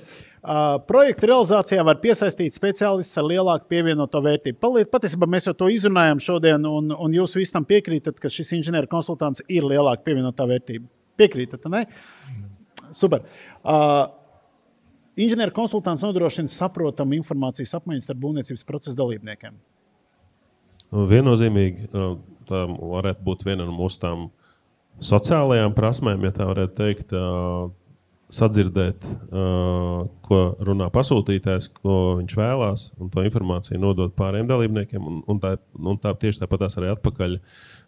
Dažreiz būvnieks nemāk izstāstīt pasūtītājiem savu kaut kādu problēmu, tad tas inženieru konsultants arī var pareizi iesaiņot arī to būvnieku jautājumu un aiznest pie pasūtītājiem. Okay, un pēdējais apgalvojums: virkne procesu var tikt standartizēti. Praktiski visi jūs iepriekšējie apgalvojumi to apliecina, bet piekrītat, ja? Jā. Super. Un tagad ir viens tāds jautājums par savstarpējo uzticēšanos. Mēs izsludinām, tātad mēs esam publiskais iepirkējs, izsludinām iepirkumu par inženieru konsultāciju pakalpojumu sniegšanu. Mēs to darām pirmo reizi. Kā jūs domājat, vai tādā veidā līdz savstarpējai uzticēšanās vispār ir iespējams aiziet? No pieredzes var teikt, jā, vajag pāris mēnešus varbūt pieslīpēties arī starp pasūtītāju un šo te konsultantu vai projektētāju. Es domāju, tas līdzīgi inženieru konsultantu gadījumā arī kā ar projektētāju, kā ar uzņēmēju, bet jā. Jāni? Jā, viennozīmīgi. Un droši vien, ka pasūtītājiem iepriekš nodefinējot, ir jāļauj tam konsultantam pieņemt tos lēmumus pašam, nevis skatīties visu laiku pār plecu, ko tas konsultants dara. Un tagad es te uzdošu tādu ļoti provokatīvu jautājumu, jo tu tomēr esi publiskais pasūtītājs. Tātad, pieņemsim, aiziesim nedaudz no inženieru konsultācijām, bet paņemsim tikai būvniecību. Tātad jūs esat izsludinājuši iepirkumu, ir pretendenti pieteikušies, ir atvēršanas komisijas sēde, jūs varat vaļā, 12 pretendentu uzvar kaut kāds tāds, kur tu vienkārši sēdi un saka, ak, Dievs. Un ko darīt tad? Tad varbūt droši vien atbilstoši juridiskajai procedūrai, kāda instrumenta tev pieejama, tu arī ar viņiem spēlējies, cik tu vari risini šo te jautājumu. Bet par to uzticēšanos atgriežoties noteikti tā uzticēšanās rodas laika gaitā. Kad ir kopēji projekti, kopējas lietas un kad savstarpēji pieslīpējās, tas kā visās projektu vadības komandās. Un tagad nākamais slaids ir nedaudz pamainījies ar iepriekš, ko es biju rakstījis. Tātad pārdomāt objektīvu lēmumu un jārīkojas abu pušu interesēs. Ar abām pusēm ir domāts gan pasūtītājs, gan būvnieks. Piekritīsiet šai tēzei? Saka, Dagni, jūs, kad organizējat publisko iepirkumu, jūs mēģināt sevi ielikt būvnieku kādā? Zin kā, Jāni, šis ir arī kārtējies pielādētais jautājums, jo šeit ir jāsaprot to, ka bieži vien abu pušu intereses, tomēr viņas savā starpā ir pretējas, jo būvniekam ir prioritāte, sākot tā vienkāršiem vārdiem, būvnieks ir pakalpojums sniedzējs, viņš vēlas, protams, nopelnīt. Bet tāpat laikā pasūtītājs vēlas par maksimāli lētāku naudu izdarīt to, kas viņam ir vajadzīgs. Dabūt to, kas viņam vajadzīgs. Jā, respektīvi, abu pušu intereses savā starpā, viņas ir pretējas, un tad tam konsultantam ir starp tām abām pusēm kaut kādā mērā jāspēj to balansu atrast. Lūk, Jāni un Mārtiņ, jūs abi divi nodrošināt būvniecības pakalpojumu sniegšanu. Tas ir viens no jūsu pakalpojumiem, ko jūs nodrošināt. Un skaidra lieta, ka būvniecības viens no pakalpojuma dokumentiem ir būvdarba līgums, kuram ir visi nepieciešamie pielikumi, ar kuriem jūs iepazīstaties. Un ir taču bieži tā, ka jūs lasat to būvdarba līgumu, saprotat, ka te ir vairāk potenciālu strīdu nekā tādu abu pušēm samērīgi pieņemtu noteikumu. Jā, arī par šo te pašu jautājumu mēs nonākam apkārt pie tā, kas ir nodefinēts sākumā tais pašās specifikācijās, kā šie riski sadalīti. Ja? Un, ja tas ir skaidrs, saprotams un nav pārprotams vai interpretējams, ja, tad uzņēmējs arī zina, uz ko viņš iet. Ja. Un tad abu pušu interesēs, ja, tad, kā tev iepriekš tur bija tas slaidos ar minēts, ja, objektīvi tie lēmumi. Ja. Un tad ja, piesaistīties inženieru konsultants vai konkrētajā gadījumā būvniecības, ja, viņš jau var izvērtēt šīs situācijas, ja nav interpretējams. Ja. Labi, Jāni, tāpēc vajag sākumā piesaistīt šo inženieru konsultantu. Jā. Bet, Jāni, bet tu piekritīs, ka ir bieži tā, ka tu vari vaļā to būvdarba līgumu, un tu saproti, ka te būs ieskarsti. Ja? Un tad pašā laikā tev gan normatīvi, gan vienalga pat pildot būvniecības pienākumu, tev gan normatīvi, gan arī līgumus uzliek, sniegt un dot konsultācijas pasūtītājiem. Cik bieži tas atļāvies nākt un teikt, klau, te būtu kaut kas bišķi jāmaina noteikumos, lai abas puses varētu realizēt to, kas viņiem ir jādara? Mēs to darām bieži. Mēs, protams, mazāk strādājam publiskajos, bet privātajos mēs to darām. Gan iepirkumu stadijā mēs norādām būvniekam arī uz viņu kļūdām, viņiem pa sliktu, jo tas mērķis jau ir kvalitatīvi tika realizēts tikai tad, ja tās pušu intereses tiešām tiek piepildītas. Jo, ja būvnieks strādās ar zaudējumiem, tad diez vai pasūtītājs saņems kvalitatīvu gala rezultātu. Ja? Tad ir jāmeklē tie risinājumi tā, lai tās intereses maksimāli tiktu aizpildītas. Jā, tas dažreiz arī pasūtītājiem ir nepatīkami, bet pasūtītājiem ir jāuzņemas arī atbildība par kaut kādām savām kļūdām procesā līdz būvdarbu uzsākšanai, līdz līguma noslēgšanai. Dagni, tu bieži esi piedzīvojis, ka būvniecības būvdarba laikā nāk pie tevis un saka, ka tie noteikumi, kas ir uzstādīti būvniekam, ir absolūti absurdi un viņas būtu kaut kā jāregulē, jāmaina, jāmīkstina, jāpārdomā.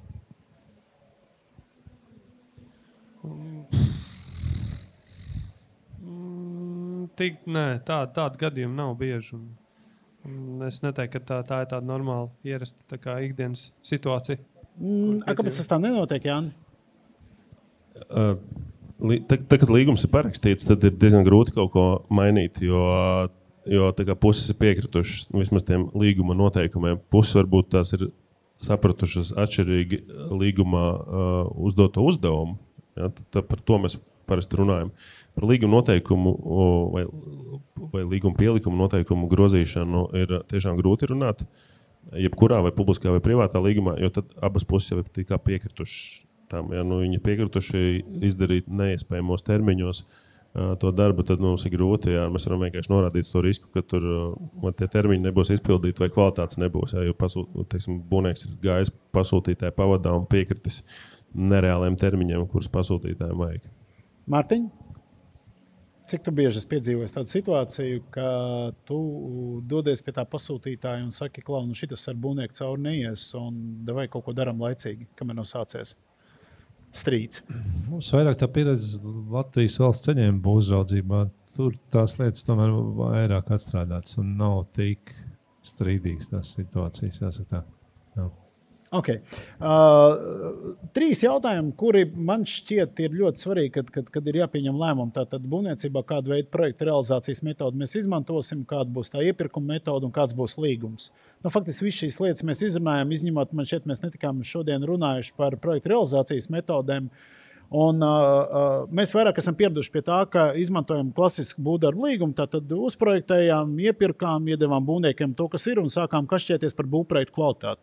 Sakiet, pie šādiem un tā ir tāda regulāra tendence Latvijā. Ja? Tātad, sakiet, vai nebūtu liederīgi pāriet uz projektiem būvē kā pamata metodi būvniecībā, publiskajā iepirkumā? Projektē būvē mums šobrīd arī tiek izmantots. Jā. Nu, bet īpatsvars ir krietni mazāks. Jā, pilnīgi piekrīt. Jā, īpatsvars ir lielāks, kad ir projektēšana un tad būvdarbi. Un jautājums par to, vai būtu vērts pāriet kā uz pamata metodi publiskajā iepirkumā projektam būvē? Tur jāskatās ar no objekta veida. Ne visiem objektiem tas būtu liederīgi, bet lielākiem, teiksim, jaunbūvs, pārbūvs, ja mēs runājam, teiksim, no savas puses pa ceļiem inženieru būvēm, tad jaunbūvs pārbūvs objektiem.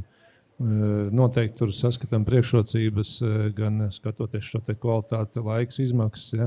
Tās matricas ziņā, kad viens var iegūt laiku, samazināt izmaksas konkrētais būvniecības, startējot savām tehnoloģijām un savām tehnoloģijām, radot šo te projektu. Ja. Tā kā jā, tur ir šīs priekšrocības.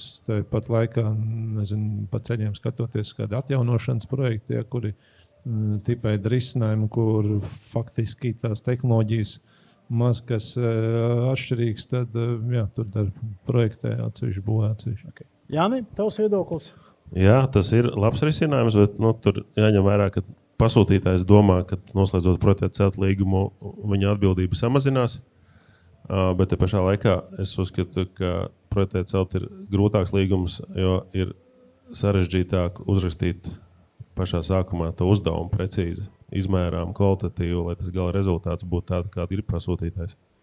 Jā, un vienīgais, ko mēs varam darīt pie šīs metodas, mēs varam runāt par to, ka mums ir šādi kriteriji kā drošība, kvalitāte, laiks, vieta, atbilstība mērķim, izmaksas, riska novērtējums. Ja tie kriteriji, ar kuriem mēs tā vai citādi, bet nonākam līdz jebkurai metodai. Piekrīt, Dagan? Piekrīt. Labi, provokatīvs jautājums visiem viens un tas pats, bez iedziļināšanās. Saimnieciski izdevīgākais piedāvājums. Būvniecības jomā tas ir iespējams. Turklāt nesāciet ar to, ka, ja mēs esam salikuši kritērijus un tad zemākā cena, tad jau viss labi. Vienkārši jautājums. Ir vai nav, jūsuprāt, iespējams? Iespējams ir. Kāpēc nav? Dabā, kāpēc tā nav, ja ir iespējams? Kāpēc tas nestrādā? Ka dabā viņš nav. Ir jau tiešām iepirkuma veidi, kad tiek organizēts saimnieciski izdevīgākais piedāvājums. Un kur cenē tiek noteikti 90%, un kas tur ir saimniecisks? Vai 70%, piemēram, kas tur ir saimniecisks? Tas ir atkarīgs no tā, kādas tos pārējos kritērijus tur nosaka. Es nevaru noteikti šajā brīdī teikt par pilnīgi visiem iepirkumiem, kas tiek organizēti, bet tā kultūra noteikti šajā virzienā ir jāveido. Lai publiskais sektors iespējams šādus instrumentus izmantot vairāk. Tāpat kā projektiem būvē, par ko mēs runājam iepriekš. Tāpat inženieru konsultācijas, ka tas tiek laika gaitā, tad pie tā mēs nonāksim, tas ir neizbēgami. Mārtiņ? Lai arī pēdējos gadus plaši tiek izmantots saimnieciski izdevīgais piedāvājums, praksē mēs vienalga nonākam pie zemākās cenas. Tie kritēriji vai ir par maz vai nepietiekami. Ja? Varu tik piekrist Arhitektu savienības šim te pētījumam, kur saimnieciski izdevīgākais piedāvājums strādā tajā brīdī, kad šī cena ir aptuveni kaut kas ap 40% un pārējie kritēriji īpatsvars ir lielāks. Ja tad tikai sāk strādāt. Pretējā gadījumā 1-2 iepirkumi, visi pretendenti ir pieslīpējušies pie tām pārējām prasībām, ja, pamatā. Un pamatā paliek zemākā cena. Jāni? Iespējams ir, bet tur atkal prasās dziļa diskusija par to, kā nodefinēt tās pārējos kvalitatīvos kritērijus, pēc tam izmērīt, pēc tam izstrīdēties ar pretendentiem, vai tie ir izpildīti vai ne, un no tā pasūtītāja baidās publiskā iepirkuma. Un tāpēc viņi izvairās noteikti no tiem saimnieciski izdevīgākiem. Tad mēģināsim rezumēt to, ko mēs šodien runājam. Tad mēs nonācām līdz secinājumam, ka publiskā pasūtītāja pusē tie pasūtītāji, kuri ikdienā nenodarbojas ar būvniecību kā primāro lietu, tad viņu projektu vadības komanda pieredzes ziņā noteikti atpaliek no nozares kaut kāda vidējā rādītāja. To mēs tā kā novienājamies. Tas nozīmē, ka, lai mēs nonāktu līdz saimnieciski izdevīgākajam piedāvājumam, publiskajiem pasūtītājiem būtu vairāk jāizmanto inženieru konsultācijas jomas speciālisti, inženieru biroji, un tad tas varētu būt viens no darba uzdevumiem iepirkumā. Iepirkuma veidošanā, es domāju. Piekrītat, ja? Mēs esam pavisam tuvu noslēgumam. Dažas lietas, kas nāk, tad tēma ir normatīvais regulējums, un šeit arī pavisam īsts repliks es jums lūkšu. Ministra kabineta noteikuma numur 419, tad pasūtītājiem ir jānodrošina līguma saistība izpildēja nepieciešamos finanšu līdzekļus pilnā apjomā, tā skaitā paredzot rezervu līguma cenas indeksācijas iedarbināšanai.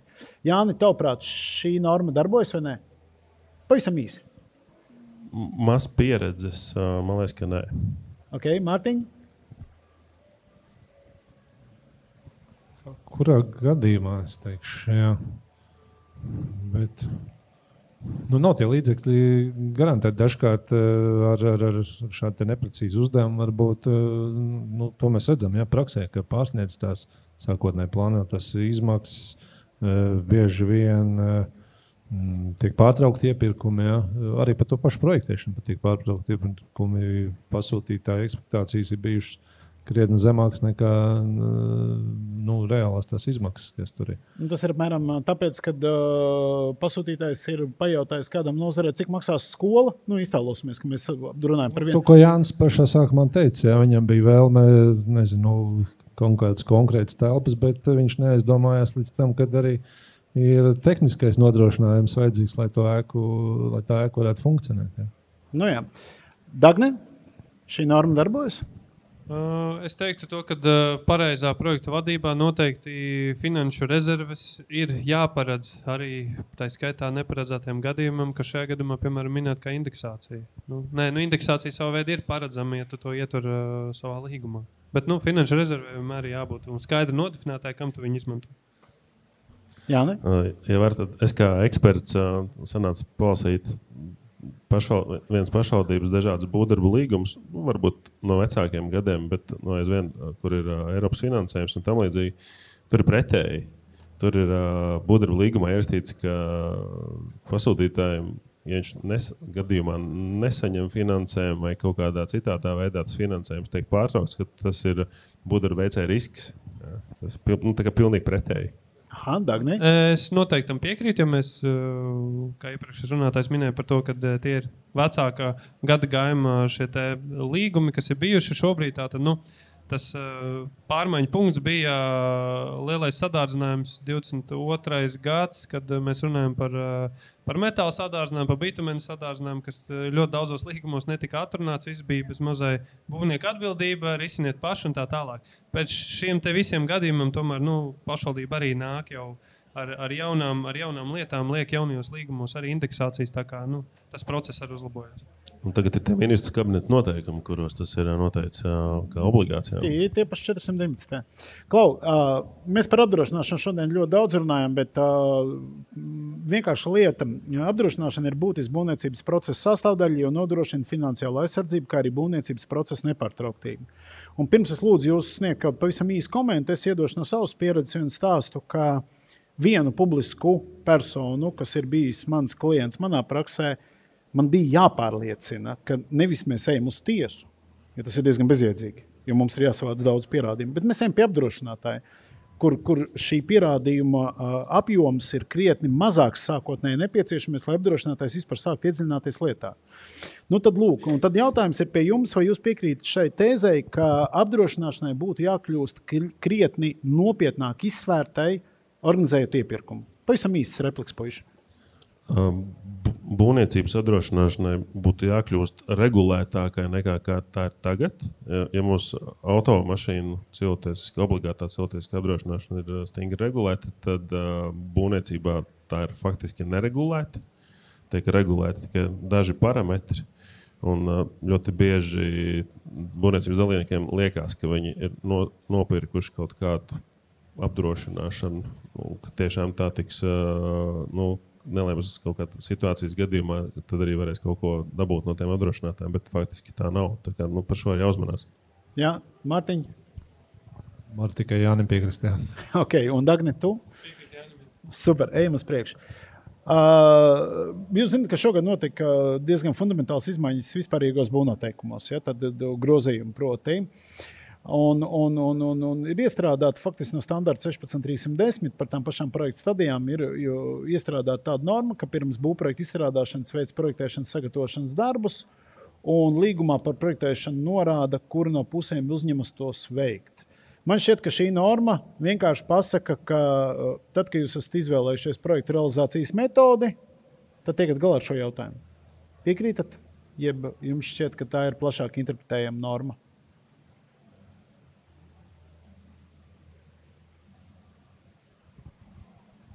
Neuztveru uzreiz to domu par šiem te projektēšanas sagatavošanas darbiem. Tās ir noteikti inženieru izpētes, tās ir noteikti kaut kādas apkārtējās vidas apzināšana. Tas ir faktiski, ja mēs runājam par inženieru izpētēm, tas jau lielākoties ir iekšā pie būvprojekta sagatavošanas. Ja? Ir dažkārt atsevišķā, kur pasūtītājs jau ir atsevišķi iepircis gan ģeoloģijas izpēti, gan veids topogrāfisku uzmērīšanu. Bet bieži vien pasūtītājs jau izvēlas šos riskus arī pārnest uz projektētāju, kas ir arī pareizi, teiksim tā, pa izpētēm.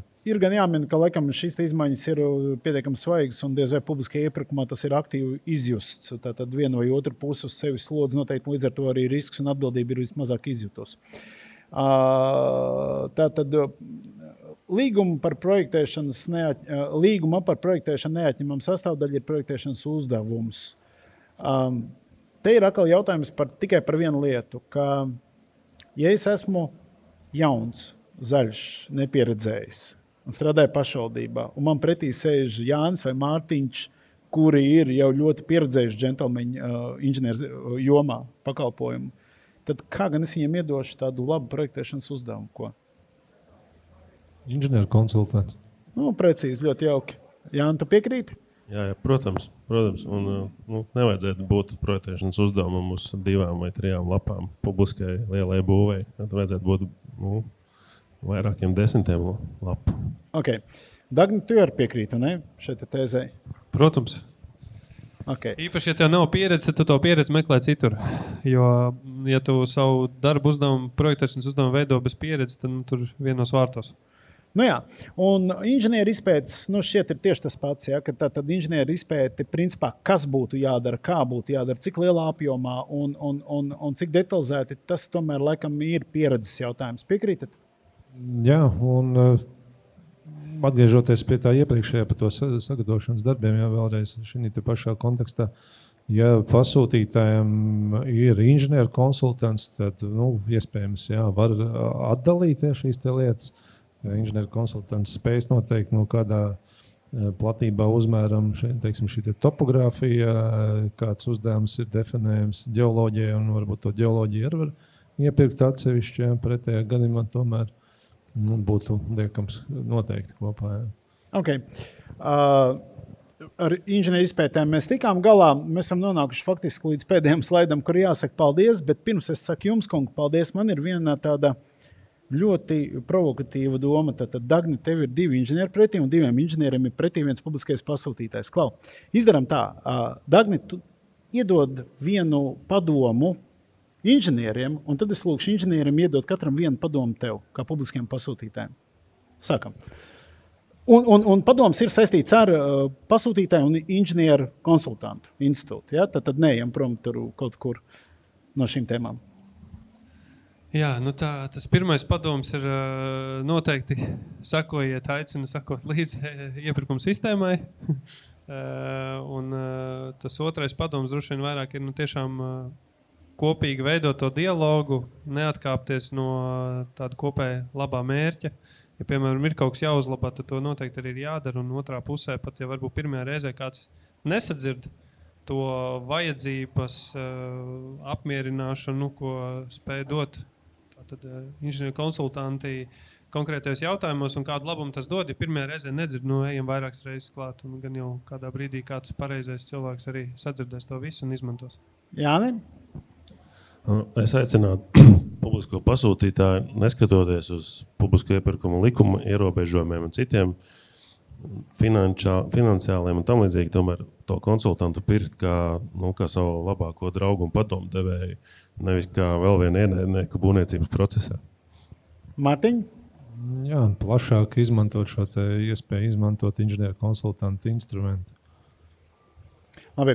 Tad mans padoms abām nozares pusēm ir iemācīties izmantot daudz efektīvāk sabiedrisko sektoru. Man šķiet, ka sabiedriskais sektors šodien ir vājākā komponenta būvniecības jomā, un ļoti bieži tāpēc, ka ir aizņemti ar savām kaut kādām iekšējām lietām, ar vērtēšanām, certifikācijām, kaut kādām tādām lietām, un varbūt neaiziet līdz tiem lielajiem mērķiem ikdienas darbā. Katrā ziņā arī tad, kad tika strādāts pie inženieru konsultanta definīcijas, kas kaut kā ar laiku nonāca būvniecības likumā, gan Mārtiņš, gan Jānis tajā ir pielikuši savu laiku, savu ieguldījumu, ja? un varēja just, ka saimā strādājot nozara nebija tā, ka mēs atnācām ar vienotu pozīciju. Ja? Lūk, tāpēc nozarei būtu caur sabiedrisko sektoru jākļūst daudz stiprākai. Tas ir mans novēlējums. Šodien mani viesi tātad bija Jānis Zolbergs, Forma 2. Paldies tev, Jāni! Mārtiņš Liepiņš, akciju sabiedrība ceļu projekts un Transferbūvu inženieru asociācija, valdes priekšsēdētājs, paldies! Un Dagnis šoreiz pats pasaka to savu amatu. Dagnis Samausks. Projektu vadīs pārvaldes vadītājs. Ļoti garš un ļoti sarežģīts amats. Mans vārds ir Jānis Uzlēns, es esmu Būvs nākotnē viens no dibinātājiem, un mūžīgā mana kolēģi Zanda Zariņa, tepat blakus, vēl viena no Būvs nākotnē dibinātājiem. Es saku paldies. Es būšu priecīgs, ka tad, kad šī saruna izies jau YouTube, ka šo materiālu mēs izmantosim, lai veicinātu diskusiju. Ka mēs esam tie, kas ir mēģinājuši uzsākt šo diskusiju, gan no nozares, gan no publiskā pasūtītāja skatu punkta, un ka mēs nonāksim pie pārdomāta pārvaldīta būvniecības procesa Latvijā. Lai mums izdodas. Paldies!